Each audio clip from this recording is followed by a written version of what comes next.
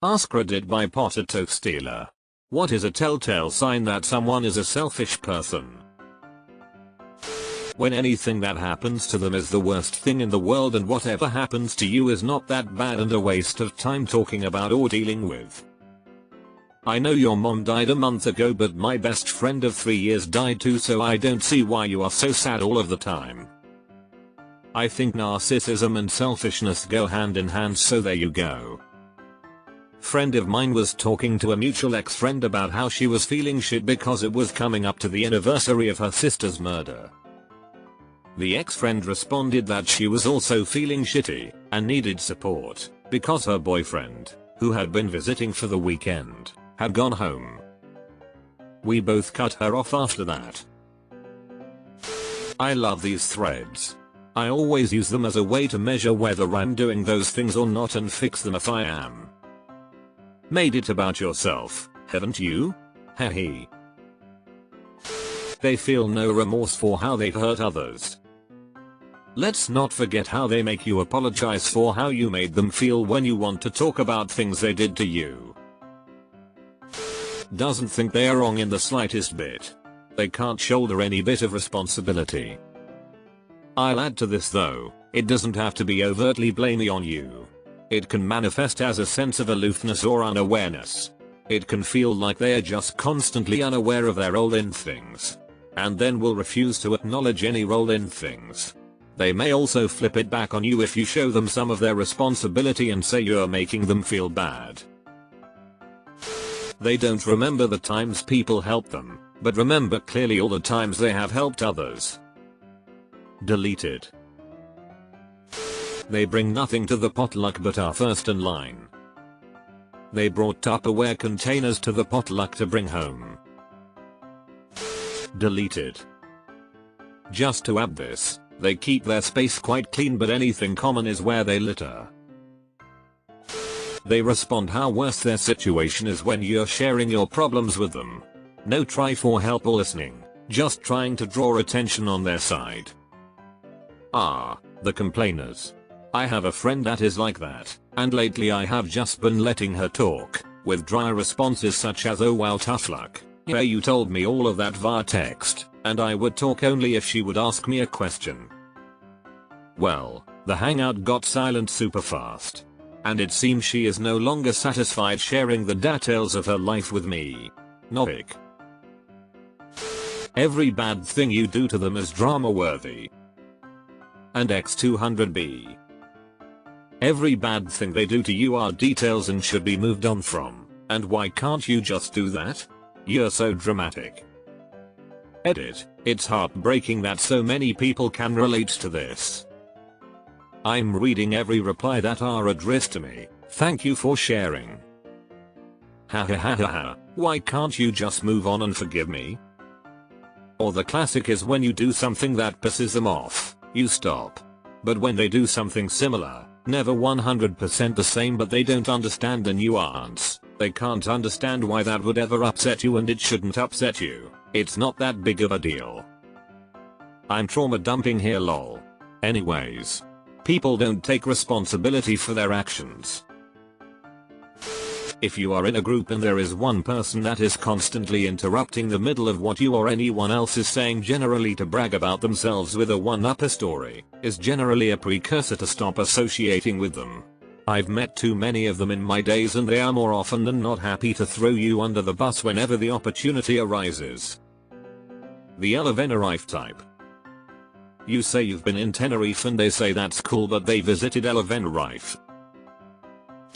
If they always talk about themselves. I know many people that will just not shut up about their day an entire call, then just leave when you start talking about yours. Deleted. And that friend is too busy to care for my needs. Can you believe they didn't text me back immediately? They have that superpower to lead everything back to themselves.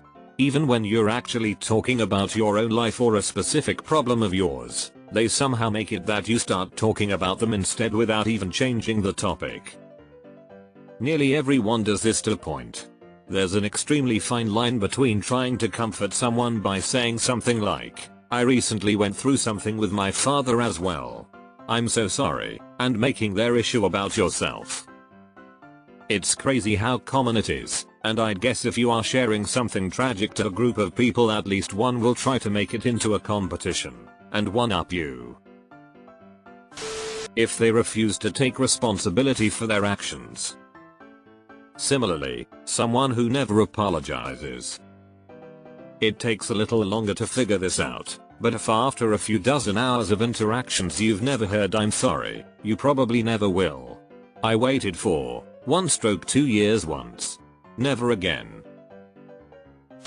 Complaining at work to coworkers doing your work for you while you complain. Honestly, complaining about coworkers is pretty much part of my job. We just call it peer reviews.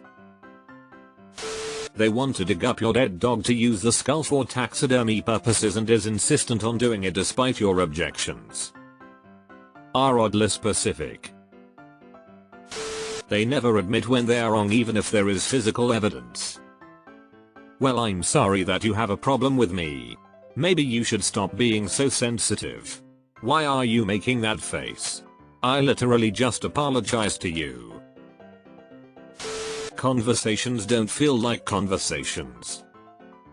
They are one-sided talks about what they want, their thoughts, their life, their priorities, etc. When you are able to slip a word in, your words are used as transitions in their dialogue. No matter how you format your words, they all just add to the plot of their story. What you say and what you do are pawns in their game to be manipulated in a way that belittles your experiences, actions, opinions, and choices. I see you've met my manager. They're surprised and disgruntled when you accept what they've offered. Example, I used to be friends with someone who loved to offer stuff. I have some cute maternity clothes that would fit you. I can lend them to you if you want. I can help you rearrange your classroom. I'll come in early tomorrow. I made such a great apple pie. I can bring you a piece. These aren't things that anyone solicited. She offered them up. Yet she 100% expects that everyone will politely decline her offers. I'm a yes person. Anything you offer to me, I will happily accept. The look on her face when I would resent, "That won't be great, thanks," was always priceless. She never followed through with any of it, but she never stopped offering stuff. And I never stopped accepting. It was kind of hilarious. I'd be like, "Where's my apple pie? You said you were bringing pie, where is it?" When they always play the victim card, 99% of the time they only place themselves in the victim seat by ignoring all the effort or cost other people have to endure and only focus on what they go through themselves. Cliche answer, but I have found the return the shopping cart test to be pretty accurate. It is such a small thing, but it does tell you if a person thinks small things like that matter. This is my favorite armchair measure of good person.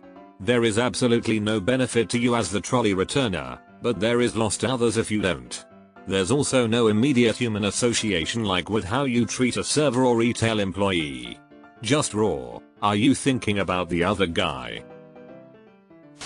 They're rude to waitstaff or just staff and employees in general. Or if their situational awareness is severely lacking and they don't seem to have a problem with it. Waitstaff typically can't bite back when someone's being an asshole. Seeing how someone behaves when there's almost zero possibility of them being held accountable for said behavior is a pretty good window into their psyche. For me, it's people who listen to loud TikTok in public. Especially in relatively silent places. There is a guy that hangs out in my favorite bar. Doesn't talk much and stays to himself, but he sits for hours watching videos on his phone with the volume on. It's the most obnoxious thing ever. Bartenders finally told him to turn the volume off or stop watching. He was 100% oblivious to the fact that no one else in the place wanted to hear that shit. My ex was insanely selfish. Her dad gave her a $20K a month allowance plus paid for her mortgage on a penthouse in Lig while she went to Yale. He paid her car plus insurance. She had zero need for cash. All bills are paid. He also gave her a credit card with, I'm assuming, no limit. 'Cause we bought a car on a whim once. But I saw her steal $3 from a friend who was passed out. She'd steal panties from Walmart. She had a pile of cash in her bedroom. We once needed to pay for a delivery, IDK if it was bagels or pizza, but she refused to touch the pile of cash. I had to walk to my car to get cash. And when I tipped her $10 for waiting, my ex went ballistic, calling me a bitch, a moron and queer. Cause why would you give a random porky bitch $10 for $5 worth of food? We went to a celeb wedding. She found a way to take 4 gift baskets as opposed to the 2 we were supposed to get. Every guest got one. She also stole a $500 gift card to Victoria's Secret from the wedding. She's wicked greedy. How the fuck is she spending $5k a week? One of my workmates had her drink taken from the fridge by someone else. When she put up a sign on the fridge to remind people not to take things, another guy asked her why she was doing it. She explained her drink was taken, and without skipping a beat he said, "Oh yeah, that's because someone took mine." So not only willing admitting to doing JT, but his justification was that someone did it to him. So yeah, I'd say that. This is what people call paying your dues. Other people treated me poorly, so I need to perpetuate that to somehow justify it being done to me. If you don't have the same hardship, then somehow it's not fair. It is embedded into so many aspects of society and has got to be some form of evil. Trauma dumping and then not reciprocating if someone else had a bad day, felt comfortable enough to open up to them. They only message you when they need a favor. When they are unable to see beyond their own needs and feelings, and aren't capable of recognizing when they are impacting the people around them in negative ways. Another sign of a selfish person is when they're driven only by their own self-interests, and don't care about how their actions might affect others. They throw other people under the bus so fast you'll get whiplash if you stand too close. Whether to save themselves or to humiliate the competition. No self-accounting at all. People who have kids on purpose, and then act like their kids owe them, well above and beyond basic kindness and human respect, for the rest of their lives. When they go out clubbing or something, and bring their friends back home to continue the party at 2 AM. However, he lives in a house share and his roommates have to go to work in the morning. Ever since I told him to break up the party and that it isn't appropriate, especially since he didn't mention to anyone that he decided to have a 2 AM Wednesday night party. He complied, but ever since then he's been unpleasant and unfriendly with me. Cunt. When you have a conversation about something in your life, finish what you have to say, then the other person says nothing about that and completely changes the subject. The way you worded this makes it sound hilarious, but I can imagine it being awful. You think that's bad? They treat problems and other topics of conversation like a competition. I'm just telling it like it is. They state their opinions like they are indisputable facts that others must agree with. That's just how I am. Their behavioral flaws are forces of nature that can't be changed, regardless of how others are affected. No offense, but their validation is so important. They will say whatever they want, and they feel entitled to choose how others feel about it. When they think everything is a competition. I had a girl pull my sleeve up once and saw mild cuts, then blurted out, "I have way more than you." Now BC, that's crazy. Poor listener. So anyway. How do they treat customer service people? Do they litter? At drink stations, do they leave it trashed? Selfish people can't recognize their mistakes. They are never the problem. The more they ask in a relationship, the more you're having to give. That is, I think of relationships like a bridge generally. You should build from both sides, and in crisis you make up the difference. But a relationship is primarily meeting each other in the middle. Selfish or self-centered people pretend to build a relationship, but ask you to build the relational bridge all the way towards them. Ultimately, they expect you to build the relationship entirely towards them, and you're left giving more than receiving. Constant constant victim mentality. Like no matter what, they are always suffering and suffering worse than you. This makes it impossible to confide in them and they will never actually see who you are or what you need. When they monologue at you, every conversation is just them performing and everyone else is just part of the audience. Combative comparisons.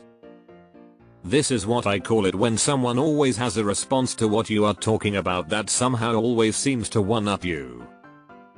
It doesn't matter what you are talking about. Somehow, they always have a better or worse story that puts yours aside. It's intended to invalidate what you are speaking about and remove the attention from you onto them.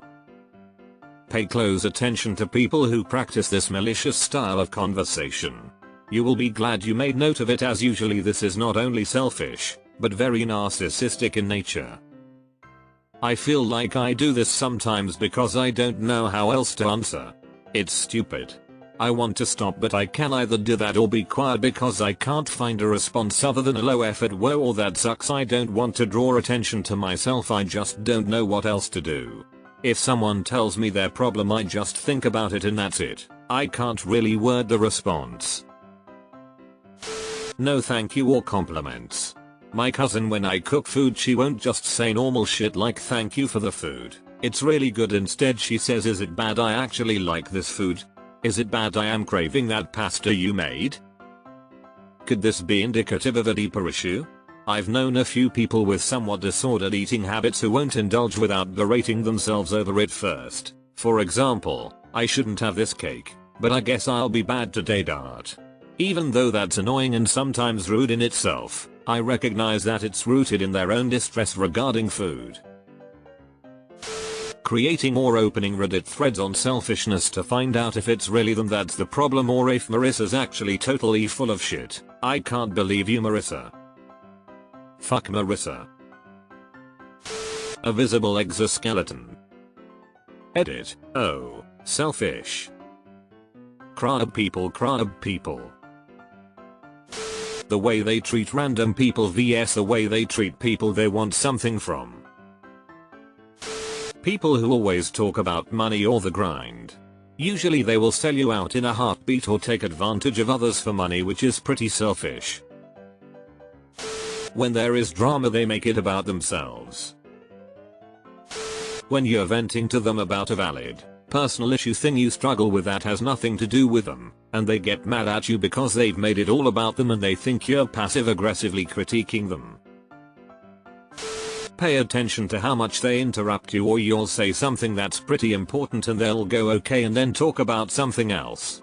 This isn't always a sign of selfishness, it could be ADHD, habit they don't know they're doing, or they just don't gel with you. Legit, they often say it straight up. Like it's self-care.